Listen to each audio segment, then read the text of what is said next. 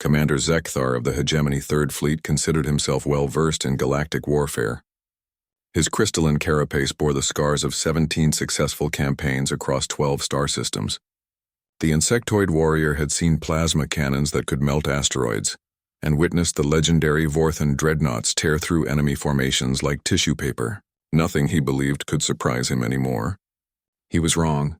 The human vessel hung in space before them like a metallic leviathan, its hull scarred with ablative armor and bristling with weapon emplacements. It was enormous. Nearly 3 kilometers of aggressive engineering that seemed to defy every principle of elegant starship design the galaxy had come to accept. Where other species built sleek, efficient craft, this monstrosity appeared to have been forged from pure defiance.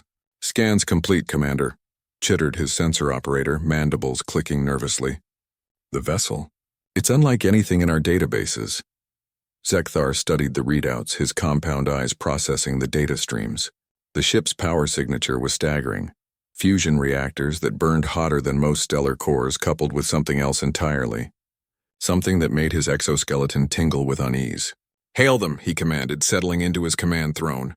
The Hegemony had encountered 14 sentient species in their expansion across this galactic arm. Each first contact had followed the same pattern: initial confusion, demonstration of superior firepower, then either submission or swift annihilation. The view screen shimmered, revealing a bipedal creature with pale skin and short-cropped brown fur atop its head. Its eyes, twin blue orbs, regarded them with an unsettling calm. "I am Captain Sarah Chen of the UES Retribution," the human said, her voice carried across the void by translation protocols. "You are in violation of human territorial space." Zekthar's throat sacs inflated with amusement. "Territorial space? Child species. You have encountered the Hegemony Third Fleet. Surrender your vessel and prepare for processing." The human's facial features shifted. What the xenobiology reports would later classify as a smile, though none present understood its predatory implications. "Negative," Captain Chen replied simply. "You have 30 seconds to alter course and leave this system." The audacity was breathtaking. Zekthar gestured to his weapons officer. "Target their engines. A demonstration of our capabilities should—" His words died as every sensor on the bridge screamed in unison. The human battleship had fired, but there had been no visible discharge, no plasma bloom, no particle beam. Instead, space itself seemed to convulse. Zekthar watched in fascination as 3 of his escort frigates simply ceased. Not destroyed, not vaporized, erased.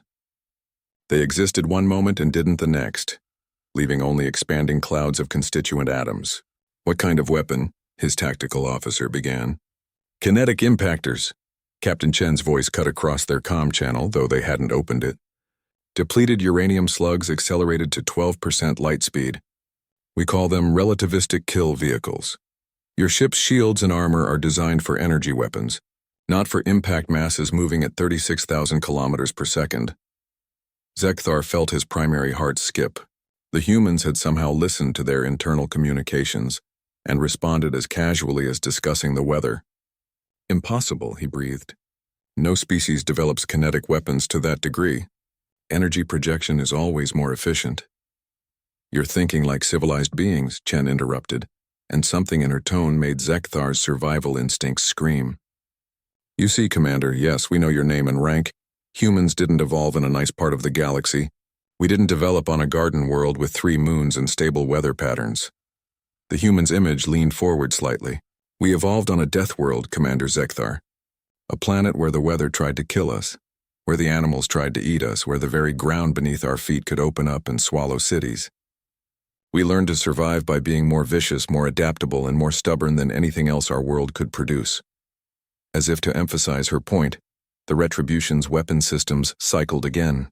This time, Zekthar watched in horror as magnetic rails along the battleship's spine began glowing with contained fury. "Those frigates your scans detected?" Chen continued conversationally. "Those were warning shots. Our main batteries are loaded with tungsten penetrators. Each slug masses 50 tons and will be accelerated to 21% light speed.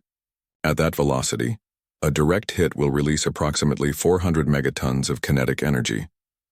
Zekthar's tactical computer ran the calculations, and immediately flagged the results as impossible. No known material could withstand such forces during acceleration. The weapon should destroy itself. Your computers are telling you it's impossible, Chen observed, somehow reading their systems in real time. They're wrong.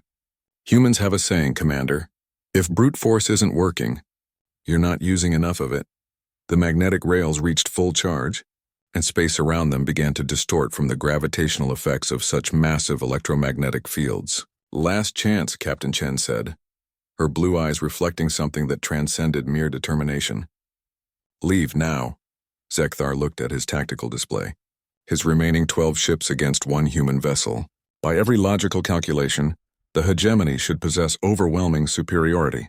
But logic, he realized, was a luxury enjoyed by species that hadn't spent millennia learning to kill everything that moved. Fleet withdrawal, he commanded quietly. All ships, emergency jump to rally point 7. As the last hegemony vessel translated into hyperspace, Captain Chen settled back in her command chair.